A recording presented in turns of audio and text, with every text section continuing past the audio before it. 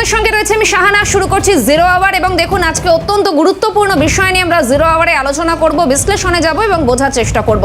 কারণ ট্রাম্পের ঘোষণা করা অতিরিক্ত শুল্ক বাতিল এমনটাই বিবৃতি দেওয়া হয়েছে হোয়াইট হাউসের তরফে। একেবারে শাহানার সঙ্গে মণিময় রয়েছে। খুব গুরুত্বপূর্ণ যে বিষয় নিয়ে শাহানা শুরু করলো এবং যেটা আজকে এই মুহূর্তে দাঁড়িয়ে চর্চার জায়গা অবশ্যই যেতে হবে, কারণ যে শুল্ক আরোপ করেছিলেন ডোনাল্ড ট্রাম্প মার্কিন প্রেসিডেন্ট, মার্কিন সুপ্রিম কোর্ট তা একেবারে অবৈধ ঘোষণা করে দিল এবং যেটাকে কেন্দ্র করে এই মুহূর্তে বক্তব্য সামনে আসছে ডোনাল্ড ট্রাম্প, তিনি এতে একদম খুশি নন। শাহানা, আমরা কিছুক্ষণ আগেও সকাল থেকেও দেখাচ্ছিলাম, কারণ যে বক্তব্যগুলো সামনে এসছে তার মধ্যে ডোনাল্ড ট্রাম্প তিনি নিজেই বলছেন অত্যন্ত হতাশা একটা সুর তার মুখ থেকে শোনা গিয়েছে এবং তিনি এটাও বলছিলেন সেই জায়গা থেকে যে এই রায় অত্যন্ত হতাশাজনক। এবং যেটা আজকে খুব গুরুত্বপূর্ণ আমরা দেখলাম সেই জায়গা থেকে, যেটা প্রধান বিচারপতি জন রবার্টসের নেতৃত্বাধীন যে 9 জন বিচারপতির বেঞ্চ রয়েছে তাতে 6-3 ভোটের ভিত্তিতে এই রায় দিয়েছে। মার্কিন সুপ্রিম কোর্টের এই রায় ফলত সরকারের যে ক্ষতিগ্রস্ত ব্যবসায়ী এবং যারা রয়েছেন আমদানিকারক যারা রয়েছেন বা আমদানিকারী যারা রয়েছেন তাদের যে বিপুল অর্থ তা ফেরত দিতে পারে বলে মনে করা হচ্ছে। কিন্তু এটাও যে এতটা সহজ হবে সেটা নিয়ে কিন্তু প্রবল সংশয় রয়েছে শাহানা।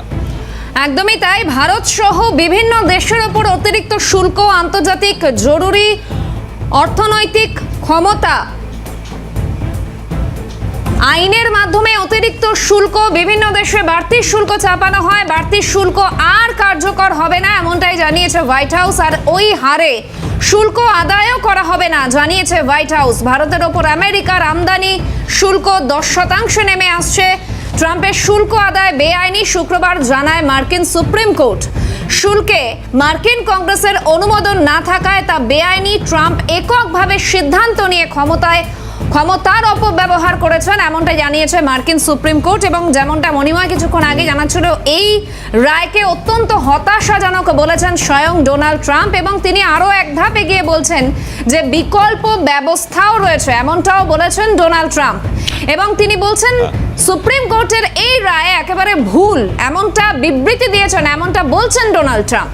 একেবারে দেখো এই মুহূর্তে দাঁড়িয়ে এই যে বিকল্প ভাবনা, তাতে আরো 10% শুল্ক আরোপ তিনি করবেন, এই যে ঘুরপথে আবারও তিনি আরো একটা যে চাল চালতে চলেছেন সেটা কিন্তু সব থেকে বড় বিষয় এখন। ঠিক এই জায়গা থেকে দাঁড়িয়ে আমি আরো একবার বলছি, প্রধান বিচারপতি রবার্টস তিনি তার পর্যবেক্ষণে যেটা জানিয়েছেন, international emergency economic powers act মার্কিন প্রেসিডেন্টকে এমন কোনো ক্ষমতা দেয় না যাতে তিনি একা এমন একটি সিদ্ধান্ত নিতে পারেন। ফলত তুমি এই জায়গা থেকে স্পষ্টত বুঝতে পারছো, কিন্তু তারপরেও ঘুরপথে যদি 10% ফের শুল্কের জায়গায় তিনি যান, এর জন্য আবার তাকে নতুন করে নীতি প্রণয়ন করতে হবে। এখনো পর্যন্ত আমরা জানি যে এর আগে যা শুল্ক তিনি চাপিয়েছিলেন, যা কার্যত বেআইনি এবং খারিজ করে দিয়েছে আদালত, তাতে তিনি যে মুনাফা অর্জন করেছিলেন সেটা মারাত্মক জায়গায়। ঠিক সেই জায়গা থেকে দাঁড়িয়ে এবার ডোনাল্ড ট্রাম্প যেটা বলছেন সেটা একবার শোনাবার চেষ্টা করি শাহানা। আমরা কি বলেছেন ডোনাল্ড ট্রাম্প, শুনুন আপনারা। The court said that I'm not allowed to charge even $1. I can't charge $1. Can't charge $1. I would have used 1 penny, but we don't make the pennies anymore. We save money. Can't charge $1 to any country under IEEPA. Not $1. I assume to protect other countries. This must have been done to protect those other countries, certainly not the United States of America, which they should be interested in protecting. That's what they're supposed to be protecting. But I am allowed to cut off any and all trade or business with that same country. In other words, I can destroy the trade. I can destroy the country. I'm even allowed to impose a foreign country destroying embargo. I can embargo. I can do anything I want, but I can't charge $1. মানে শাহানা, এক্ষেত্রে আমরা শুনলাম তিনি বলছিলেন যে আমি আমার দেশের স্বার্থে এটা করেছিলাম। ঠিক এই জায়গা থেকে দাঁড়িয়ে তিনি বলছেন যেটা অত্যন্ত হতাশাজনক, কারণ যেভাবে এটা মার্কিন সুপ্রিম কোর্ট হস্তক্ষেপ করলো এবং ঠিক এই জায়গা থেকে দাঁড়িয়ে সেটাকে বেআইনি, একেবারে তার যে কোনো রকম ক্ষমতা নেই ক্ষেত্রে দাঁড়িয়ে অতিরিক্ত শুল্ক আরোপ করা এটা বলে দিল, এটা অত্যন্ত হতাশাজনক তার কাছে।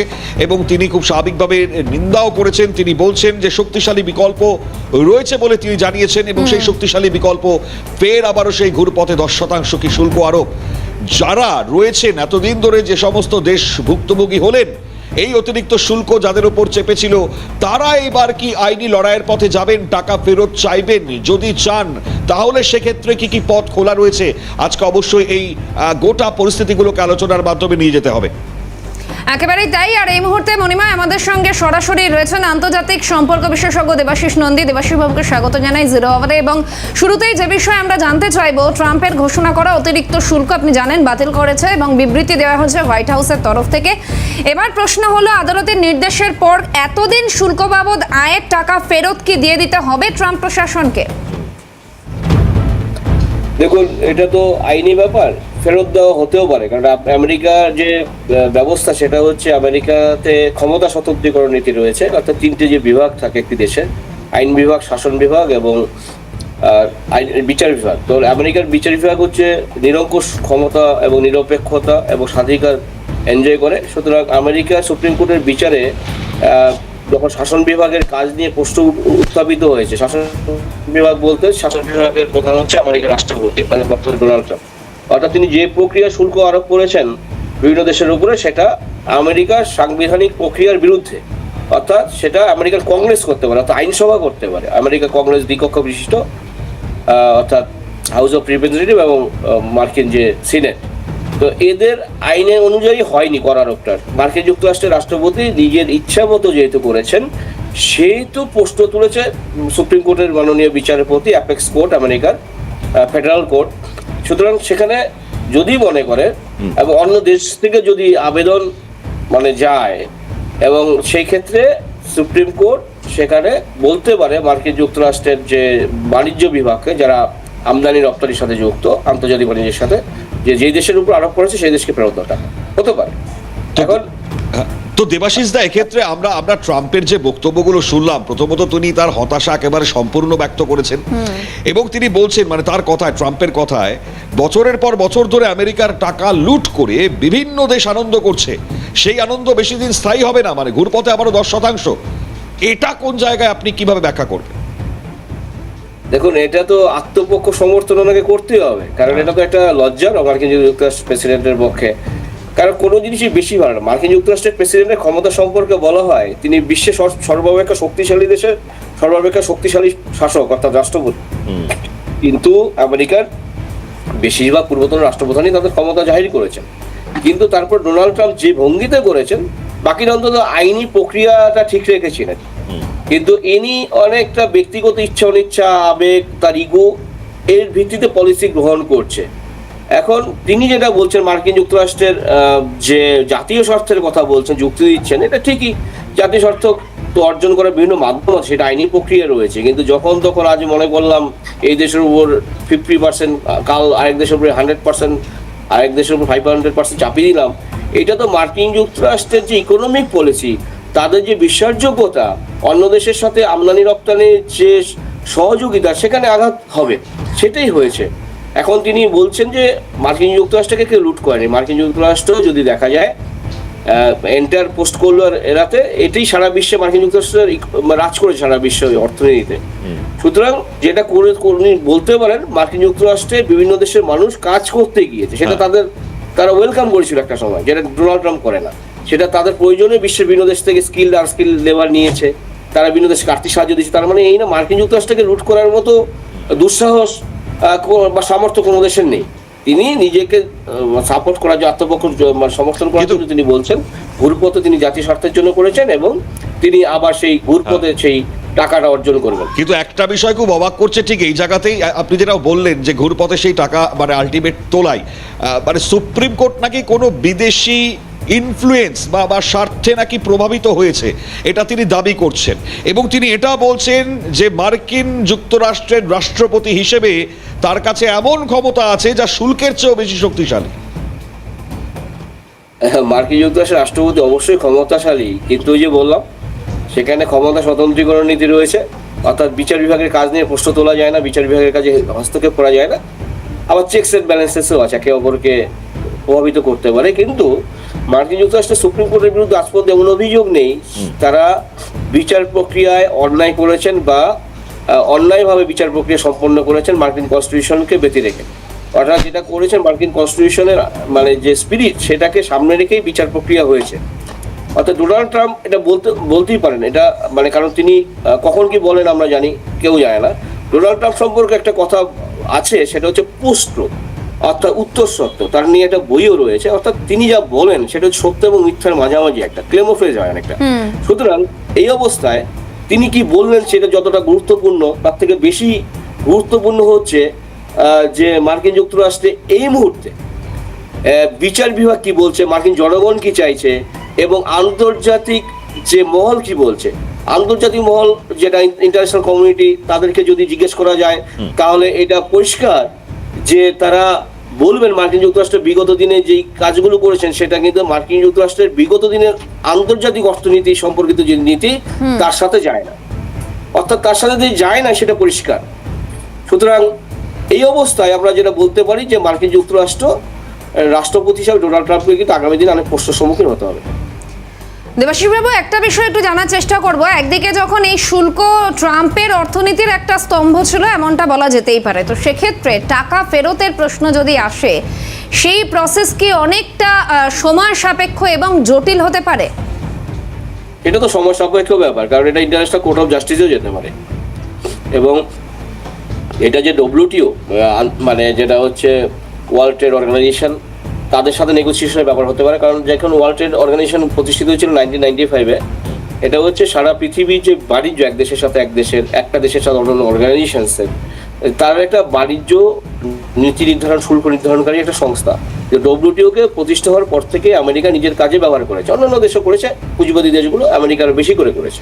সুতরাং এই অবস্থায় যে ডব্লিউটিওর ভূমিকাটা কি হবে এটা কিন্তু খুব গুরুত্বপূর্ণ, কারণ ডব্লিউটিও কিন্তু নীরব থাকতে পারে না। অর্থাৎ একটা দেশের মনে হলো যে নর্মাল টেরিফের বাইরে 100 গুণ টেরিফ আরোপ করলো অন্য দেশের উপর তার একটা ইগোর লড়াইয়ের ভিত্তিতে, এটা তো হতে পারে না। তাহলে আন্তর্জাতিক বাণিজ্যে যে স্বাভাবিক প্রক্রিয়া সেটা তো ব্যাহত হবে আগামী দিনে।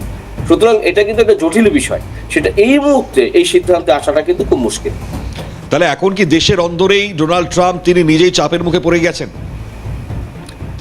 ডেফিনেটলি এটা চাপের মুখে পড়েছেন, 1 বছরের একটু বেশি সময় ধরে পড়েছেন। কারণ আমেরিকার যে বাণিজ্যিক মহল এবং আমেরিকার সাধারণ ব্যবসায়ী এবং জনগণ, তারাও খুব বীতশ্রদ্ধ। তারা ভেবেছিলেন যে ডোনাল্ড ট্রাম্প যেহেতু একটা আল্ট্রা ন্যাশনালিজমের কথা বলেছে, আমেরিকা ফর আমেরিকানস, আমেরিকার গ্লোরি তিনি রিভাইভ করবেন, কিন্তু এই প্রতিশ্রুতিতে ক্ষমতায় এসছেন, আসার পরে তিনি কিন্তু দেশের অর্থনৈতিক অবস্থার খুব একটা উন্নতি ঘটাতে পারেনি। পাশাপাশি বিভিন্ন দেশের সাথে যে নর্মাল বাণিজ্যিক সম্পর্ক, যেমন জাপানের সাথে, সাউথ কোরিয়ার সাথে ভালো বাণিজ্যিক পার্টনারশিপ, তাদের সাথে সম্পর্ক একটু ঘাটতি দেখা দিয়েছে।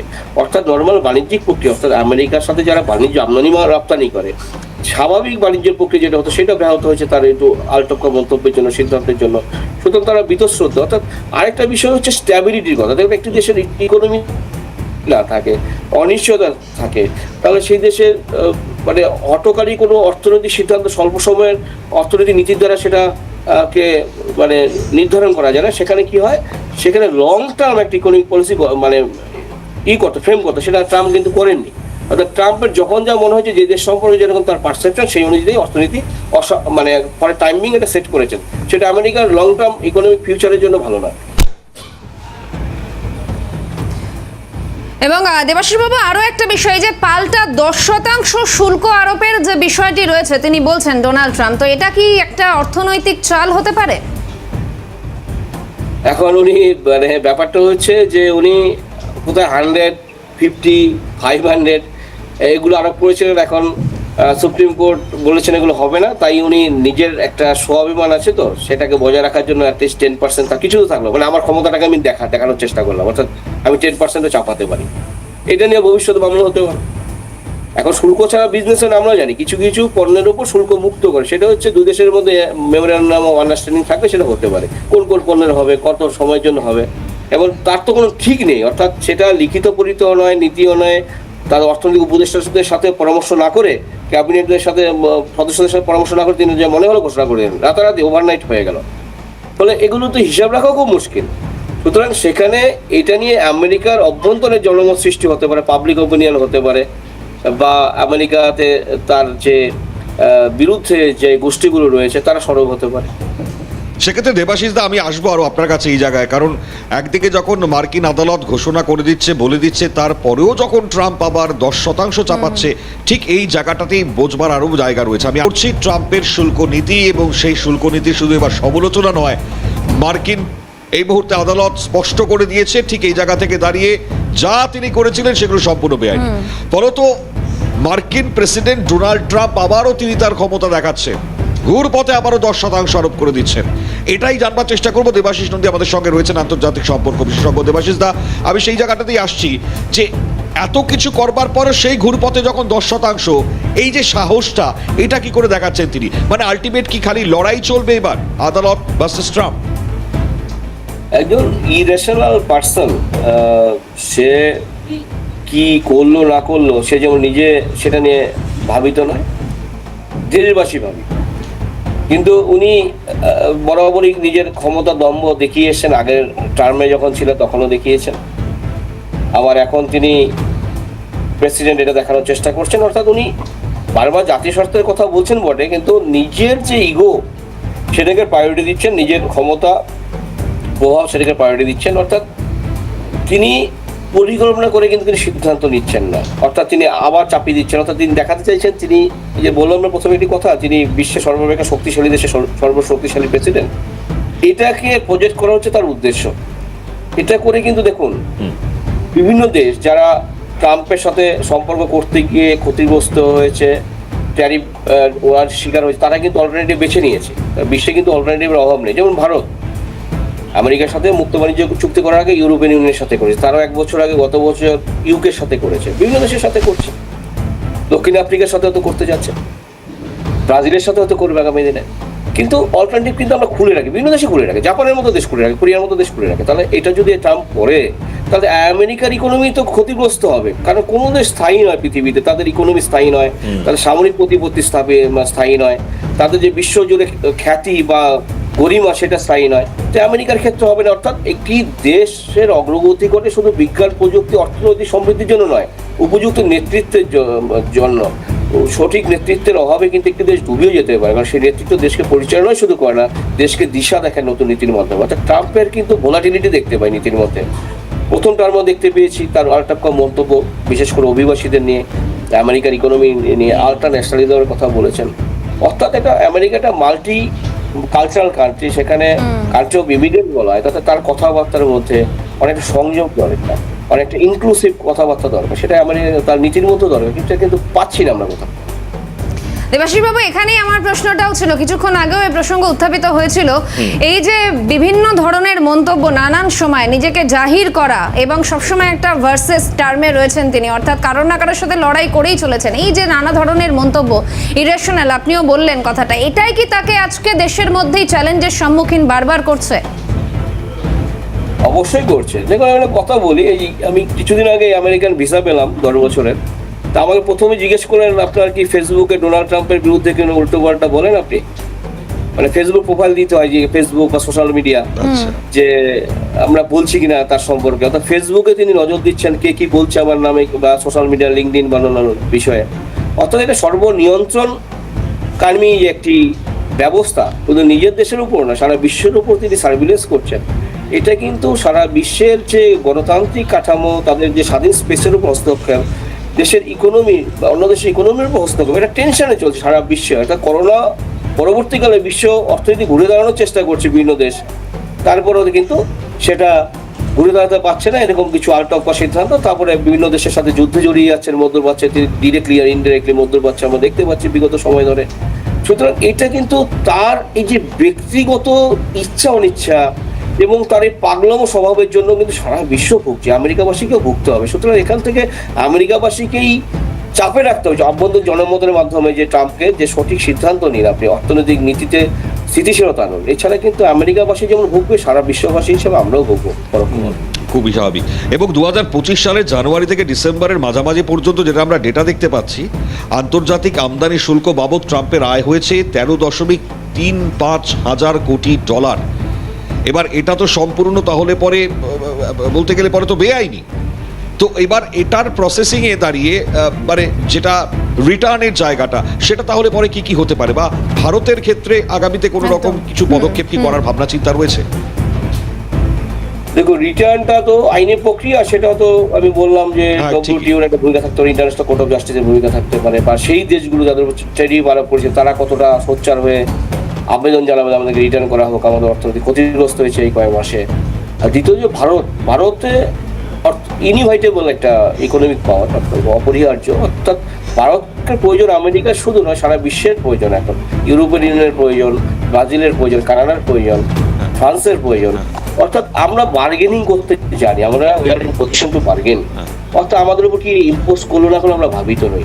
অর্থাৎ সেই দেশের যেহেতু আমাদের এত বড় মিডল ক্লাস আছে, আমাদের ইকোনমি এখন থার্ড লার্জেস্ট ইকোনমি হতে যাচ্ছে কয়েক বছরের মধ্যে, সুতরাং আমাদের যে আর্থিক প্রবৃদ্ধি বা ভলিউম এবং আমাদের যে ধরুন প্রযুক্তি ক্ষেত্রে উৎকর্ষতা, আমাদের যে প্রোফাইল, আমাদের যে রিলায়েবিলিটি, সেটা আমাদের অপরিহার্য করে দিয়েছে। সুতরাং আমরা ভাবিত নই, যেই দেশ আমেরিকাকে উৎসাহ না দেখালে বাণিজ্য চুক্তির দিকে আমরা এগোতে পারতাম না। অর্থাৎ আমেরিকা পরবর্তীকালে বুঝেছে ট্রাম্প যে ভারতকে যত চাপ দেয়, ভারত কিন্তু পাকিস্তান নয়, একে চাপ দিলে হবে না। অর্থাৎ ইন্ডিয়ার যে প্রোফাইল অন্যান্য দেশের প্রোফাইল কিন্তু এক নয়। সুতরাং এখানে আমরা বলতে পারি যে ভারতকে ভাবিত হওয়ার ব্যাপার নেই। অর্থাৎ ভারতের সাথে ওরাই আপোষ করবে। 1998 মে মাসে পোখরানে দ্বিতীয়বারের পরমাণু বোমার পরীক্ষামূলক বিস্ফোরণ ঘটানোর পরে আর্থিক নিষেধাজ্ঞা আরোপ করেছে, আমেরিকায় তুলে দিয়েছে। আমরা কিন্তু ওদের হাতে পাই না। মানে কয়েকদিন আগেও খবরের শিরোনাম এসেছিল যে ভারতের জন্য শুল্ক কমালাম, আর এবার একেবারে সরাসরি ধাক্কা। তো কি রিয়াকশনস থাকতে পারে ভারতের তরফ থেকে, সেটাই জানবার। ভারত এখন মানে আলটাপে কোনো মন্তব্য করছে না। সাউথগুলো খুব ম্যাচিওরিটি দেখাচ্ছে এবং আস্তে আস্তে চলছে এবং অবস্থা বুঝে যতটুকু দরকার ততটুকু মন্তব্য করছে, কোনো শো আপ করছে না। অর্থাৎ কেউ বাহাদুরি দেখাবে না, এটার বেসিসে একটা খুব একটা বড় মন্তব্য করে দিলাম ট্রাম্পের বিরুদ্ধে, সেটাও করবে না। অর্থাৎ দেখবে একটা কাজের মাধ্যমে, নীতির মাধ্যমে ভারত পরিচয় দিচ্ছে এটা। অর্থাৎ এটা দেখছেন ভারত আগেই বার্তা দিয়েছে, দেখো তুমি না হলে আমার ওয়াশিংটন না থাকলে আমার কাছে কিন্তু ইউরোপিয়ান ইউনিয়ন আছে। সুতরাং এটা বুঝিয়ে দিয়েছে। অর্থাৎ অনেক সময় তো ডিরেক্ট কাজ করতে হয় না, ইনডাইরেক্টলি বোঝালে হয়। সেটা আমেরিকা বুঝে গেছে যে ভারত আগামী দিনে কিভাবে জবাব দেবে আমেরিকাকে যদি কিছু করে। একেবারে অত্যন্ত গুরুত্বপূর্ণ, কারণ এই আলোচনার আঙ্গিকে দেবাশিস দা অসংখ্য ধন্যবাদ আপনাকে এতক্ষণ সময় দেওয়ার জন্য। এখন শাহানা দেখো, মানে 1974 সালের মার্কিন বাণিজ্য আইনের 122 নম্বর ধারার কথা, এটা আবার মার্কিন প্রেসিডেন্ট ডোনাল্ড ট্রাম্প আবার উল্লেখ করছেন। ফলত সেই ধারাতেও মার্কিন কংগ্রেসের অনুমোদন ছাড়া বেশি দিন বলবৎ থাকে না বা থাকবেও না। সর্বোচ্চ 150 দিন শুল্ক কার্যকর হবে। ফলত এটাতেও যে ট্রাম্প খুব একটা বেশি ফায়দা তুলতে পারবেন এমনটাও কিন্তু মনে করা হচ্ছে না। একেবারেই তাই। এবং আগামী দিনে জিও পলিটিক্সের কি প্রভাব পড়ে, অবশ্যই সেদিকে তো আমাদের নজর থাকবেই। তবে জিরো আওয়ার এখানেই শেষ করছে। দিনভর সমস্ত গুরুত্বপূর্ণ খবর দেখতে আপনাদের নজর থাকুক CNN।